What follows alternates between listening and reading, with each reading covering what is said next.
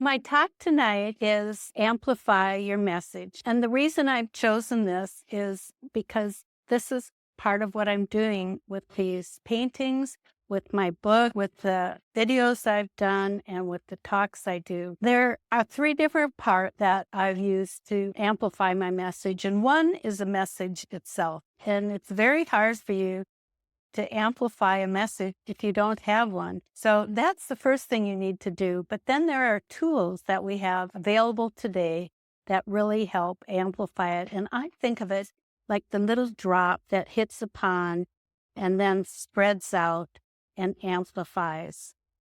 And then at the end, I'm going to tell you the secret sauce. For my message, I was inspired by this young woman, Daniella Fraser, who videoed the murder of George Floyd. And you see the police body cam footage of her, and she's not the only one videoing this tragic event. However, she is the one that was bold enough to post it on the internet. And without that getting posted, we never would have learned about what happened, and there never would have been a conviction. From that, I knew I wanted to say something. I wanted to speak out, but I wasn't really sure what I wanted to say. I saw this quote, which I'd seen many times before, by Martin Luther King Jr., his "I have a dream." It just struck me to not be judged by the color of their skin, but by their character. And since I've been a painter for 50 years, I decided to do paintings of African American women who have accomplished amazing things, but aren't in the history books. They've been overlooked a lot. I also wanted to paint portraits of them to try to have people not look at their skin tones. And that's why a lot of times the skin color is blue or purple, different colors, because you shouldn't focus on someone's skin color. So I first did content. And that's what you see around these walls and in the next room. I do have an art studio 3 blocks away from here. And once a month, we have Art Walk. And people come into the studio, and I started talking about these women as a way of amplifying my voice, amplifying my message. But I wanted a bigger audience. So I found a venue for my first show, which was the Homestead Valley Community Association. And I've had 5 shows so far. And that's another way to amplify. You're reaching a larger audience. Then I started doing books. And part of what you need when you're amplifying your voice is a community. Community helps you. You can't do it all on your own. And for books, I had the Bay Area Independent Publishers Association. And after I painted 31 people, I did my first book because I was having a hard time remembering all the people that I painted and their stories. I painted another 31 portraits and did Fighting for Equality.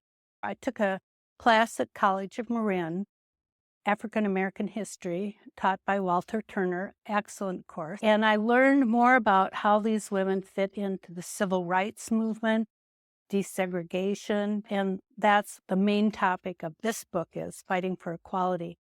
Another 31 portraits later, and I did Doing the Right Thing. Always the right time to do the right thing. Well, after the books came talk. To do the talks, another community I joined was Toastmasters.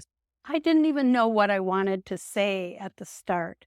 And Toastmasters not only helped me learn how to figure out what I wanted to say, but how to present. It can be a little nerve-wracking being up here giving a talk. They were a great community to learn how to give talks and be comfortable with that. Following that, I did videos. So I created another channel just for the women of color and accomplishments, which is what I call my series. I love the little image up there of the little water drops all coming together because all the tools I've talked about, they interact and they amplify each other, and it goes out farther and farther when you use all of them.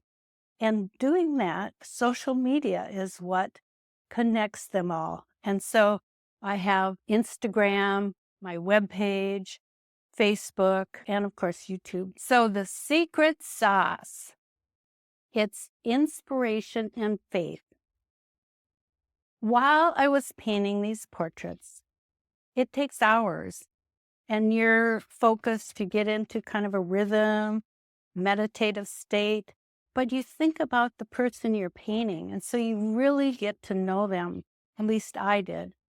And what I learned from these different women, they inspired me. These are people that overcame tremendous obstacles, both of race and gender. And also, way back in the time, they didn't have all the tools we have. And they achieved their dreams, and they also gave back to their community. And so here are a couple of women, both of them born in 1862, that were especially inspiring to me. First one, Ida B. Wells, started out enslaved, but you can see from her birth date, 1862, at the end of the Civil War was 1865, and that's where African Americans were emancipated. But as a teen, both of her parents died from yellow fever. So she had to support herself and her sibling, and she became a school teacher. Later, when she was 29, she got into journalism because a friend of hers was lynched, and she wanted to write about that. She also was editor of a newspaper and ended up becoming part owner of this paper. But because she was writing about lynching, her newspaper was destroyed, burned down, and she was threatened. She had to leave Memphis and move to New York because she was afraid for her life. But one of the things that she published was this pamphlet. And back then, to produce something, you had to get subscribers. It was a lot of money just to do this little paper pamphlet. And she went on and did many things. She was a suffragette, and she actually won a Pulitzer Prize. And another woman, again born in 1862, but very different circumstances. And this is the portrait that I based the painting on. But she was born free because she was born in California, which was a free state. And she also, as you can tell by her dress, came from a relatively wealthy family. Her mother started the first Black school in Oakland, also in Sacramento, where they lived, but then they moved to Oakland. And her father was an activist. And from her father, she learned activism. Right. She did make her money doing skincare products. So she had a line of that. But what amazes me is she was so impassioned about women's rights. She gave speeches about them and traveled to South America, Mexico, and the West Indies. Think about that. That she had all these obstacles, but she still did it. And she had a message, and she amplified her message. Now, modern day, it's easier to amplify your message. You can do it with a hashtag. You can do it with a single post, which is what these three women did when they did hashtag Black Lives Matter in 2013. And they did it as a protest for Trayvon Martin, whose killer was exonerated. And so they started first with one little post to each other, and then friends picked it up, and it got bigger and bigger. And now it's international, and that's 11 years.